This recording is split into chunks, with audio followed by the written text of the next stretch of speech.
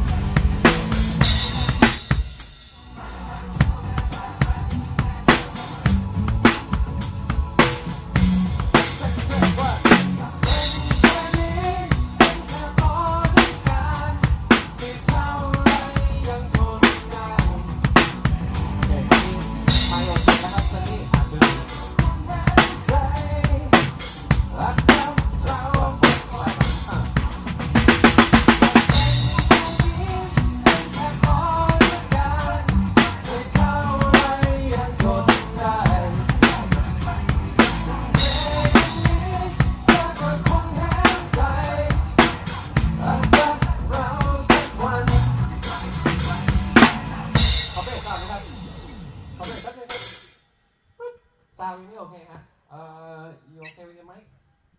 yeah okay I'm okay ไม่โอเคเลเวลแต่ดนตรีเราเพิ่มตรงนี้ได้ไหมครับเราบอกใครขอได้เลย ดนตรี ขอชุดกองขึ้นที่ไซส์หน่อย คือรวมๆคือบาลานซ์ทุกอย่าง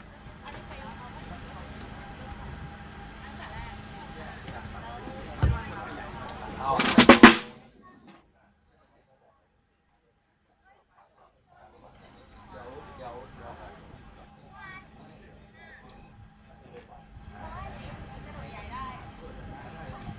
พี่เอก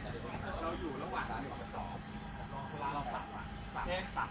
ขอแรงนิดนึงขอเช็คมอนิเตอร์ดังนึกออกป่ะ 7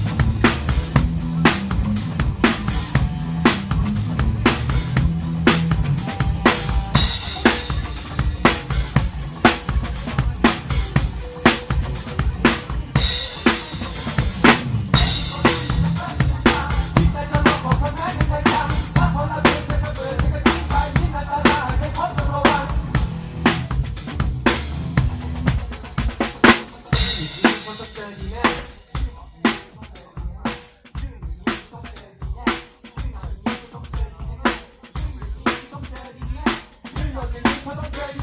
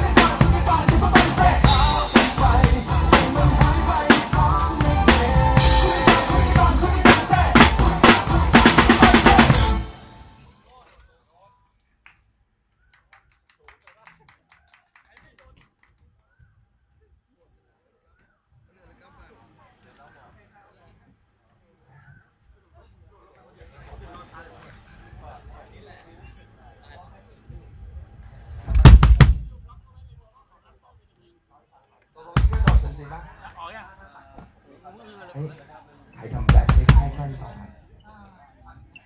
แป๊บนึงนะคะ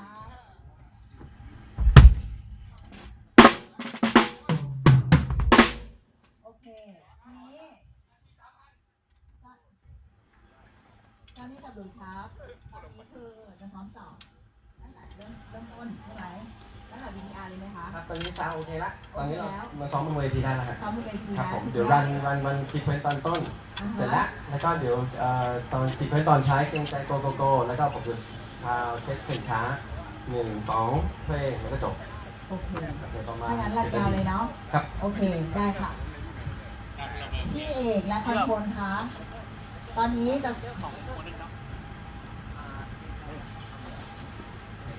ตอนนี้นะคะจะขอซ้อมตั้งแต่โอเวอร์เจอร์นำเข้าเมดเล่ก้อนแรกนะคะ แล้วต่อด้วยจบโอเวอร์เจอร์นะคะ เข้าเมดเล่นะคะ เข้าเมดเล่เสร็จปุ๊บนะคะ จะเป็นตัวเกรงใจแล้วโกโกโกนะคะ แล้วค่อยเป็นเพลงช้า2 เพลงนะคะ โอเค พร้อมไหมคะ พร้อมแล้วประจำที่เลยนะคะพี่เอกตามนี้นะคะ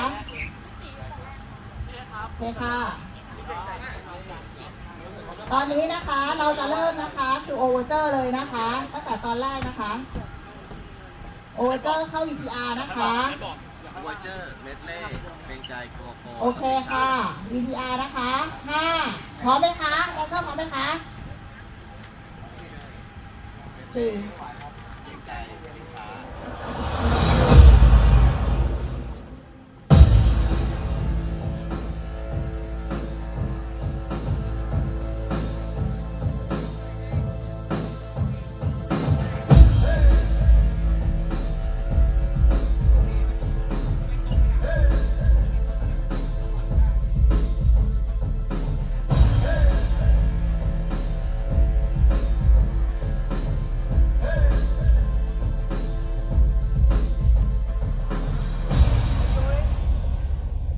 Welcome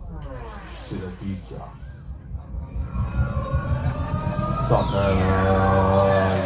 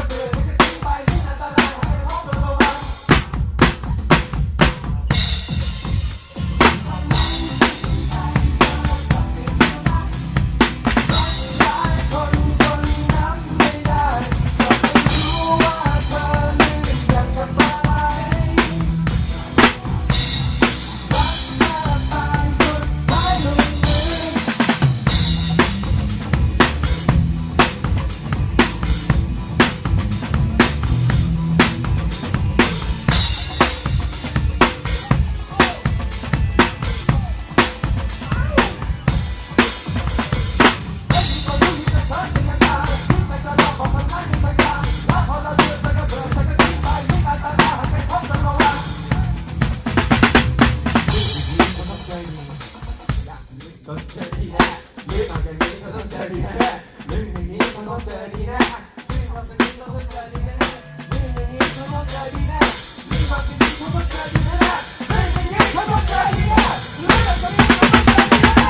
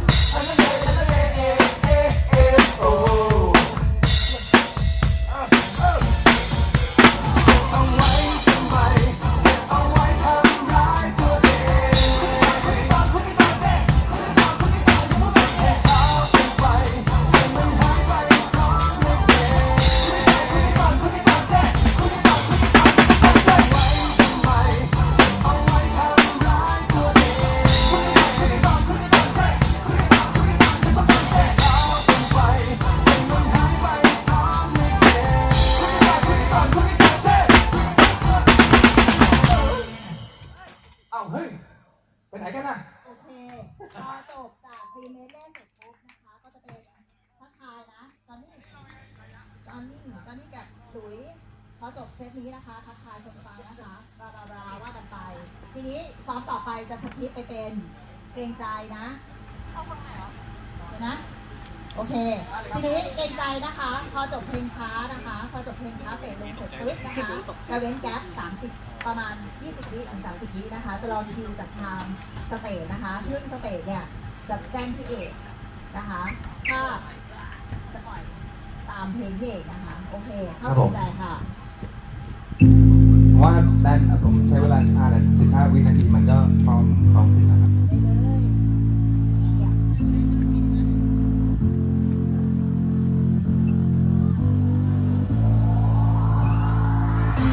พี่ผีอยากให้ผมตีลังกาลงไปด้วยไหมครับ เอาแบบแบ็คฟลิปหน่อย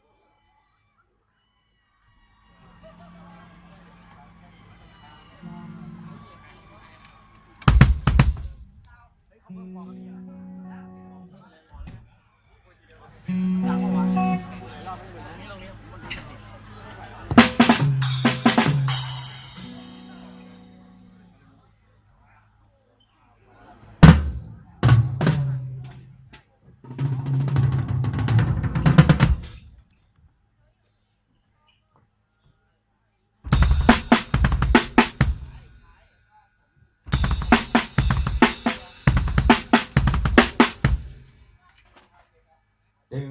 ดึงดึงดึงดึงดึงดึงดึงดึง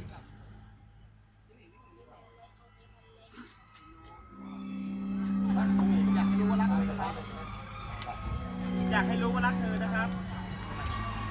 ขอบคุณครับแดนเซอร์ ขอบคุณทุกคนนะครับ กลับแล้วครับกลับกรุงเทพแล้วครับขอบคุณมากครับโชคดีครับ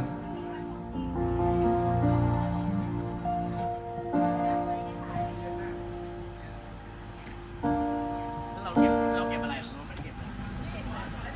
กระเดื่องไม่ได้เฮ้ยจริงเหรอเอาส่งให้ลูกโคตรเบสอ่ะต้องวิ่งเหรอ